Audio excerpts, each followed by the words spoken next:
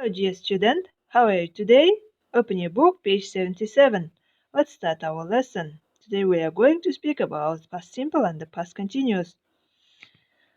Exercise number 1. Бірінші тапсырмада, сәлем құрметті оқушы. Бірінші тапсырмада біз тапсырманы жасап қойдым. Міне, бірінші тапсырманы сөздерді қоямыз. Бос орынға 76-шы беттегі listening'тан алып қоясыңдар деп тұр. Соны қойып қойдым мен. Екінші тапсырмада сөйлемдерді дұрыс етістікті таңдап жаз дейді. Дұрыс етістіктерді қойдым. Бізде бүгінгі тақырып бізде берілген грамматика past simple және past continuous. Past дегенімізді әдеттегідей білесіңдер, өткен шақ. Екеуі де өткен шақ болып есептеледі. Бірақ та simple өткен шақта аяқталған іс-әрекет, ал continuous өткен шақта созылыңқы іс-әрекет болып есептеледі.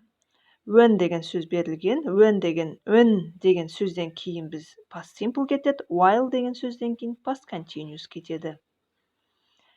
Үшінші тапсырмада when немесе while'ды қосып сөйлемді қайта көшіріп жаз деп тұр. Оны жазып қойдым.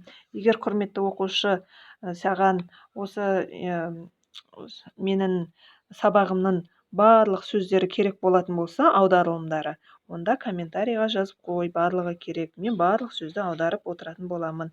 Ал егер осындай жеткілікті түрде болатын болса, онда плюс қоя салуға болады. Төртінші тапсырма, міне, төртінші тапсырмада аудару. Мәтінді аударып қойдым. Жасөспірімдердің шатқалдан құтқарылуы, жоғалып кеткен екі жасөспірім жайлы мәтінде сөз қозғалады. Және де бұл мәтінде бос орындар бар, көп нүктелердің жанында жақшада етістік. Сол етістікті дұрыс түрге қойыңдар деп тұр. Simple ма, немесе continuous ба? Екеуіне қой деп тұр. Оны міне төменгі жағында жасап қойдым. Rescued құтқарылды, were walking жүріп келе жатты олар. Disappeared жоғалды, rained жаңбыр жауды, didn't have болмады, didn't carry тасымады өздерімен қосып, found табылды, were staying қалды, сол жерде болды олар, созылған continuous. So көрді, simple, were sleeping ұйықтап жатты, continuous, came келді, simple. Сонда simple мен continuous айырмашылығын түсіндіңдер ме? Simple аяқталған, ал continuous созылыңқы болып жатқан. Simple'дың ерекшелігі, мысалы rescue етістік болса, ed жалғаймыз сонына. Ал егер бұрыс етістік болса, ол кітаптың артындағы екінші колонканы қарайтын боласыңдар. Ал continuous'да және де етістікке ing жалғайсыңдар. Walk болса, ing жалғайсыңдар. Walking.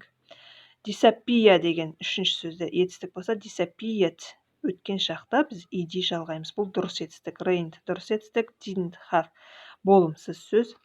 Did болады өткен шақта. Didn't carry тағы да өткен шақта. Бірақ та етістік сол қалпында қалады. Find деген сөздің өткен шағы found болады. Were staying бұл continuous бізде. Were деген көпше түрдегі етістік. Staying ing жалғанды. See деген етістіктің өткен шағы so. Were sleeping. Sleep деген ұйықтау. Ұйықтап жатты олар. Were деген көпше түрде екі адам болғандықтан were болады. Sleep деген етістікке ing жалғап sleeping болады. Come деген етістік келу, came келді. Міне екеуін айырмашылығын ажыратып бердім.